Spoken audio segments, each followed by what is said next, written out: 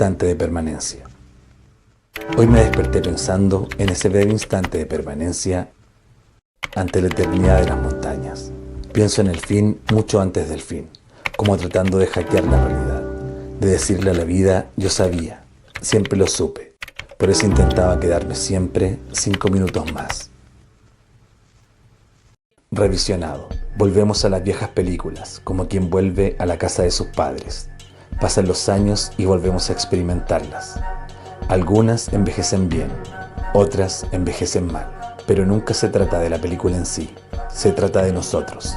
Los ojos que las vieron alguna vez no son los mismos ojos que las ven hoy. La película no era tan buena como creyó ese ingenuo del pasado. O mejor aún, ese ingenuo del pasado fue incapaz de ver la belleza profunda que encontramos hoy frente a nuestros ojos. Nuestra vida transcurre como transcurren las tramas. Las películas entonces están tan vivas como nosotros. Las películas del pasado nos enfrentan a quienes éramos. Hola, soy Marco Fajardo y esta es una nueva entrevista de Cita de Libros de El Mostrador. En esta ocasión estamos con el cineasta Luis Alejandro Pérez. Él es bastante conocido por su película Piola, que se puede ver actualmente en Netflix, una película bastante premiada.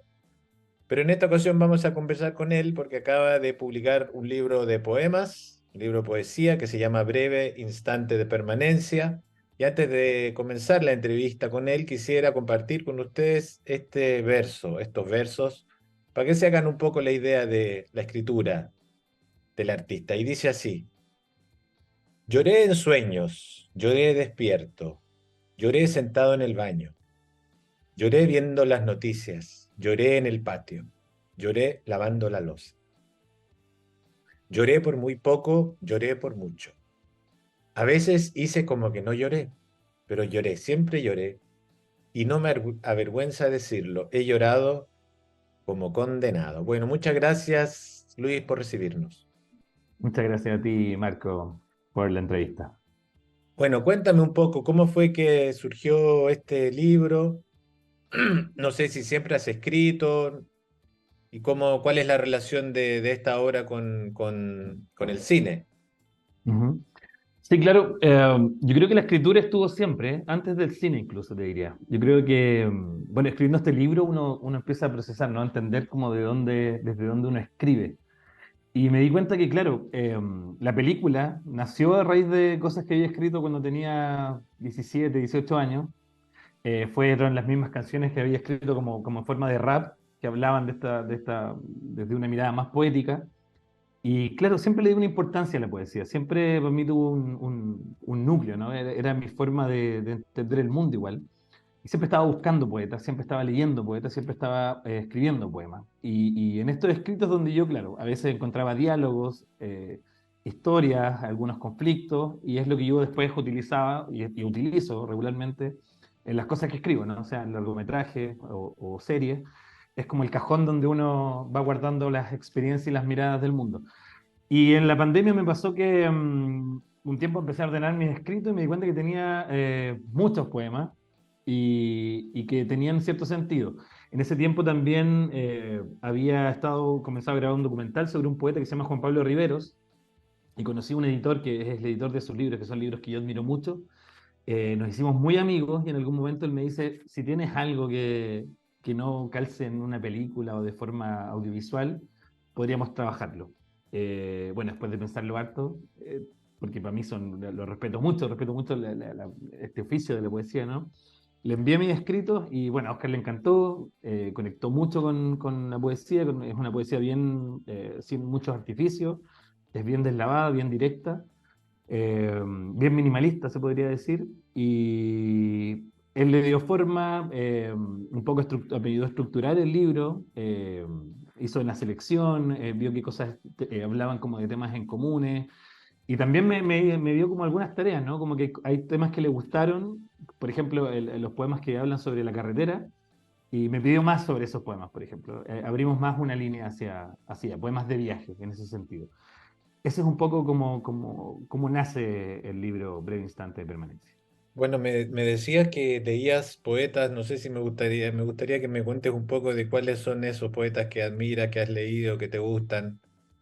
Bueno, sí, hay un montón. Te puedo hablar de como las principales referencias quizás de este libro que, claro, bueno, Claudio Bertoni, por ejemplo, para mí es un gran poeta y un gran pensador. De hecho, me encanta cómo una lista de compras se convierte en un poema, por ejemplo.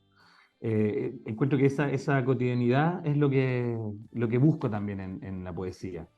Bueno, Delierre también para mí es un grande, ¿no? Su poesía es probablemente mi poeta favorito. Y hay otro poeta que, claro, es más conocido por sus cuentos, que es Raymond Carver.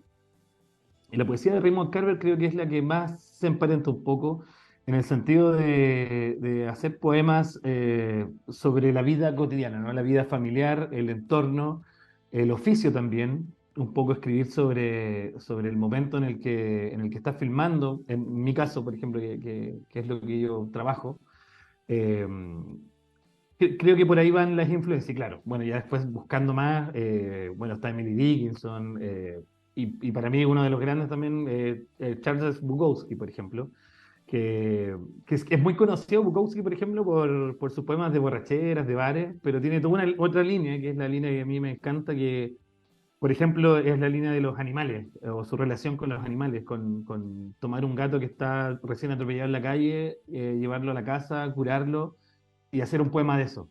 Eh, Son el tipo de cosas que me conmueven y creo que por ahí van como las influencias o los escritores que más disfruto, ¿no?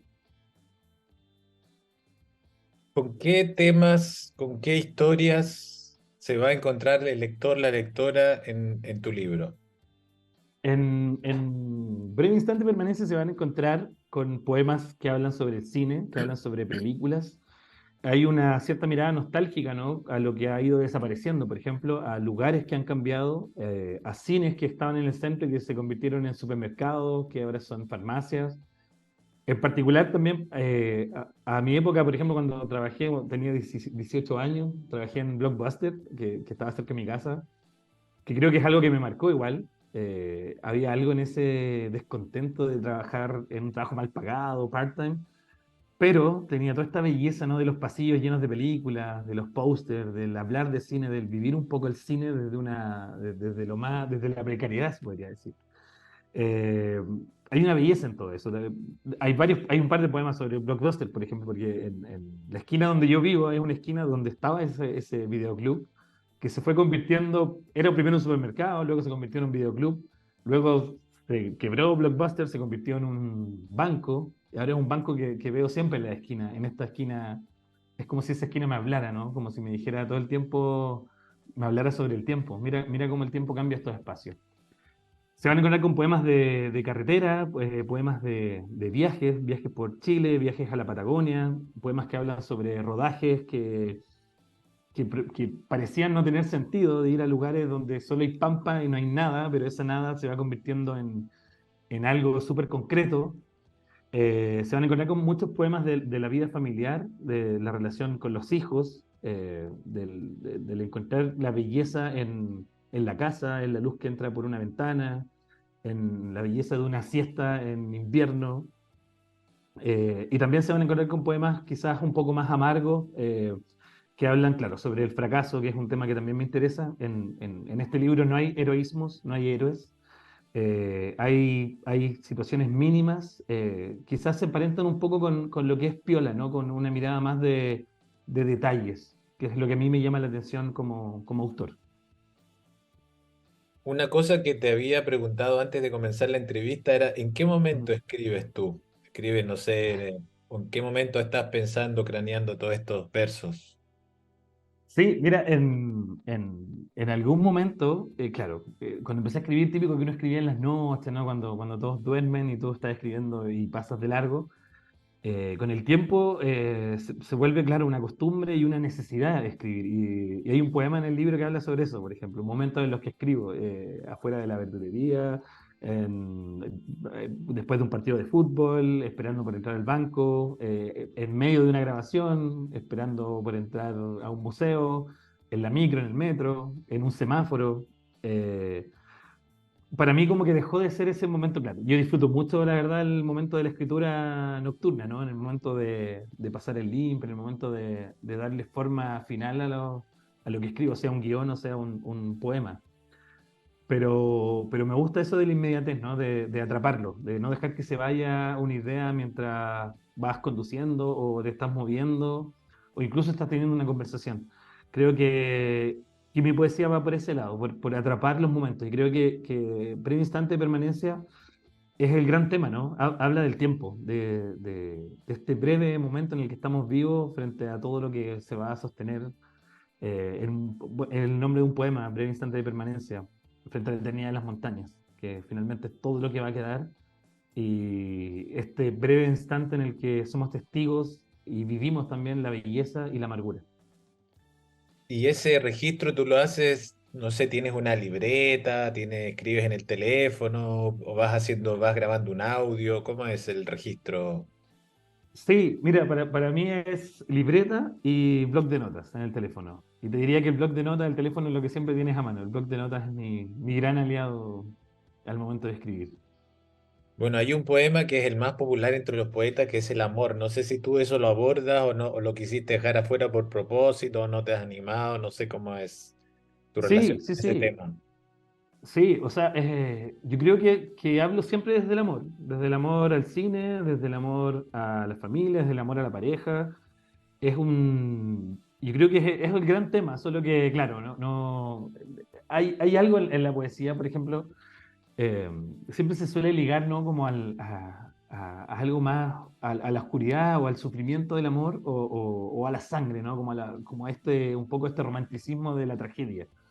Me pasa porque muchos de mis amigos, tengo varios amigos poetas, pero los amigos que no son poetas relacionan siempre la poesía a este letargo, a esta lejanía sobre el amor.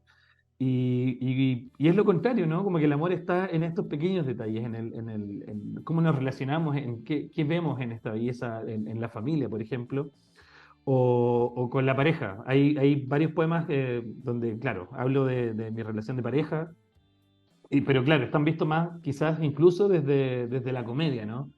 Hay poemas sencillos, hay poemas donde, no sé, estoy viendo una entrevista a Martin Scorsese y mi pareja entra y me dice, oye, qué buena ceja de Martin Scorsese.